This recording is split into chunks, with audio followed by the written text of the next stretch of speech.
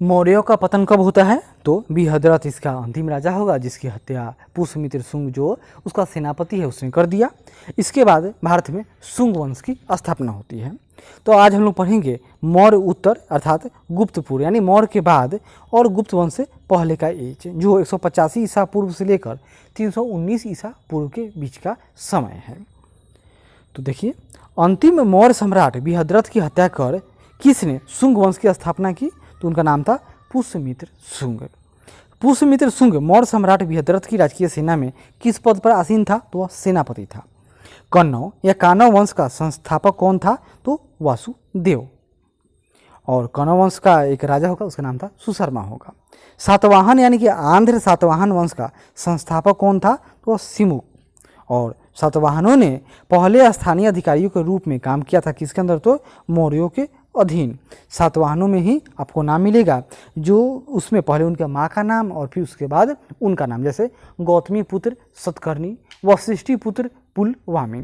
आगे देखिए, वह महानतम कुषाण नेता कौन था जो बुद्ध यानी बौद्ध धर्म स्वीकार किया यानी बौद्ध बन गया? तो वह कनिष्क था। कुषाण काल के दौरान मूर्ति कला की गांधार शैली किसका मिश्रण है? तो यह भारत और ग्रीक यानी यूनानी शैली का मिश्रण है। कनिष्क की राजधानी थी तो यह पुरुषपुर। पुरुषपुर किसका दूसरा नाम है? तो पेशावर का। चरक किसके राज चिकित्सक थे? तो यह कनिष्क के थे। तक्षशिला के प्रसिद्ध स्थल होने का कारण था गांधार कला। और भारत में सर्वप्रथम स्वर्ण मुद्राएं किसने चलाई? तो उसका नाम था इंडो बैक्टीरियन।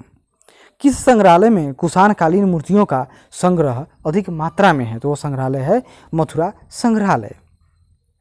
किसने सोने के सर्वाधिक सिक्के वह भी शुद्ध रूप में जारी किए यानी सर्वाधिक शुद्ध सिक्के? तो यह कुषाणों ने, सबसे अधिक गुप्तों ने, सबसे पहले हिंद यवनों ने। सातवाहनों के समय मुद्रा में सर्वाधिक किस धातु का उपयोग हुआ?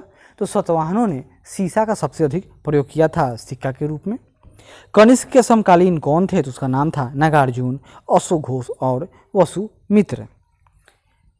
किस वंश के शासकों ने ब्राह्मणों एवं बौद्ध भिक्षुओं को कर मुक्त भूमि या गांव यानी भूमि अनुदान देने की प्रथा आरंभ की थी? तो नाम था इनका सातवाहन।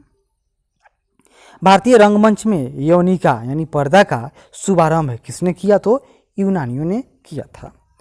भारतीयों के महान रेशम मार्ग यानी सिल्क रूट किसने आरंभ करवाया? यह कनिष्क ने आरंभ करवाया था। किसने बड़े पैमाने पर स्वर्ण मुद्रा यानी सोने की मुहर चलाई थी? नाम था उनका कुषाण शासकों ने। चरक और नागार्जुन किसके दरबार की शोभा थे? तो ये कनिष्क के दरबार के शोभा थे। शक संवत का आरंभ किस सम्राट के शासनकाल में हुआ? तो 78 ईसा पूर्व में हुआ था। बात कब की है? तो कनिष्क के शासनकाल की है। इस समय शक संवत आरंभ हुआ था 78 ईस्वी में। यही भारत का राष्ट्रीय कैलेंडर यानी पंचांग है। तक्षशिला विश्वविद्यालय स्थित था तो यह पाकिस्तान में है। प्राचीन काल में कलिंग का महान शासक कौन था? तो खारवेल था। कौन? खारवेल। कुषाण काल में सबसे अधिक विकास किस क्षेत्र में हुआ? तो वह वास्तु कला में हुआ था। सातवाहनों ने आरंभिक दिनों में अपना शासन कहाँ से शुरू किया? तो आंध्र प्रदेश से। और राजधानी कहाँ था? तो उसको पैठान कहते हैं। सातवाहन राज्य की राजधानी तो यही पैठन या प्रतिष्ठान। कौन सा अभिलेख कलिंग नरेश खारवेल से संबंधित है? तो ये हाथी गुम्फा अभिलेख। इसको रानी का भी अभिलेख कहते हैं।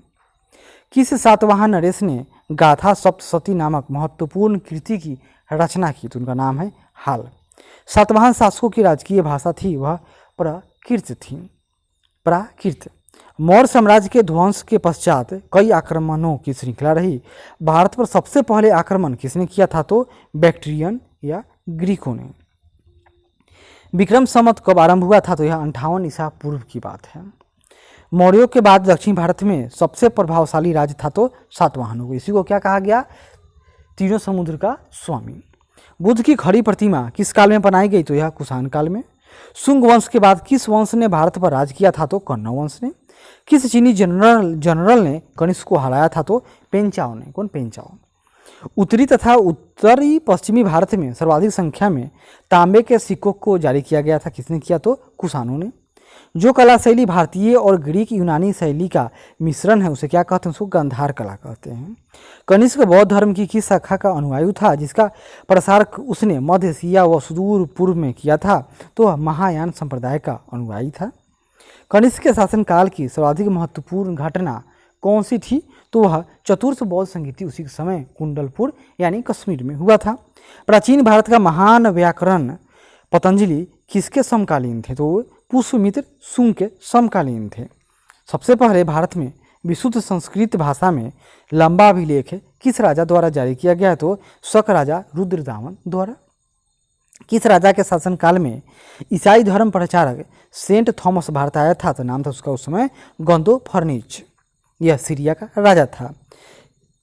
किस कुषाण शासक ने सर्वप्रथम स्वर्ण मुद्राएं जारी की, तो वह था कॉडफिसस II। किस वंश के शासकों ने छत्र प्रणाली का प्रयोग किया, तो शकों ने। त्राता यानी मुक्तिदाता की उपाधि किस वंश के शासकों ने धारण किया, तो वो शक थे। छत्र प्रणाली मतलब क्या, जैसे आज में राज्य में क्षेत्रीय पार्टी का सरकार और केंद्र में जो राष्ट्रीय स्तर का पार्टी है उसका सरकार। प्राचीन काल के भारत पर आक्रमणों के संबंध में कौन सा सही कालानुक्रम है, तो सबसे पहले यूनानी, फिर शक और अंत में कुषाण, शकों का ही अंतिम पीढ़ी था। भारत में प्रथम बार सैनिक शासन यानी मिलिट्री गवर्नरशिप व्यवहार में लाया गया था ग्रीकों के द्वारा। ईसा पूर्व दूसरी सदी के आरंभ में उत्तरी अफगानिस्तान में स्थापित भारत यूनानी राज्य था किसका, तो भारत का क्षेत्र बैक्टीरिया के अंतर्गत चला गया था। चार धातुओं सोना, चांदी, तांबा एवं सीसा के सम्मिश्रण से बनने वाले सिक्कों को क्या कहा जाता था, इसका नाम था करसा पर्ण। सर्वप्रथम रोम के साथ किन लोगों का व्यापार हुआ, तो नाम था तमिलों एवं चेरों का। मौर्यकालीन प्रमुख बंदरगाह कौन असत्य यानी मौर्यकाल का यह बंदरगाह नहीं था कोचिन, तो कौन कौन रहा होगा, तो भृगु कच्छ, पश्चिमी तट और पूर्वी तट पर ताम्रलिप्ति। किस स्थान को पेरिप्लस ऑफ द इरिथ्रियन सी में पोड के नाम से संबोधित किया गया है, तो अरिका मेडू। मौर्य उत्तर काल में किसने भारत में हिंद यूनानी राज्य की स्थापना की थी, तो डेमेट्रियस ने। किसने अपने जीवन के उत्तरार्ध में अपने पुत्र के हाथों में राज सत्ता सौंपकर बौद्ध भिक्षु बन गया, तो मिनांडर। कुषाणों का संबंध था चीन के यूची जनजाति से। कौन कनिष्क के बौद्ध होने के लिए उत्तरदायी था, तो अश्वघोष। रोमन साम्राज्य के अनुसरण पर किस वंश के शासकों ने कैसर यानी सीजर की उपाधि ग्रहण की थी, तो कुषाण। यानी रोमन साम्राज्य के अनुसरण पर रोमन में भी सीजर का यानी कैसर की उपाधि था, तो उस तरह भारत में भी कुषाणों ने भी अपने लिए क्या किया, तो शासकों में कैसर यानी सीजर की उपाधि ग्रहण की। सातवाहन नरेश हाल के समकालीन गुणाढ़ ने किस प्रकृत ग्रंथ की रचना की, तो बृहद कथा। किस अभिलेख में चंद्रगुप्त मौर्य और अशोक दोनों का उल्लेख किया गया है, तो महाक्षत्रप रुद्रदामन का जूनागढ़ अभिलेख जिसमें सुदर्शन झील के बारे में चर्चा है। प्राचीन भारत में किस एक ने नियमित रूप से सोने के सिक्के चलाए थे, तो नाम था इनका कुषाण। कलिंग नरेश खारवेल किस वंश से संबंधित था, तो यह चेदी वंश से संबंधित था। तो इसी के साथ मौर्य काल भी समाप्त हो गया। इसके बाद हम लोग मिलेंगे तो गुप्त वंश के बारे में और इसी तरह फैक्ट देखेंगे। तब तक आशा करते हैं कि यह प्रयास अच्छा लगे तो जरूर लाइक करें, शेयर करें, कमेंट करें और सब्सक्राइब करें। सॉरी, यह मौर्य नहीं था, यह मौर्योत्तर था, यानी इससे पहले मौर्य बना चुके हैं। धन्यवाद।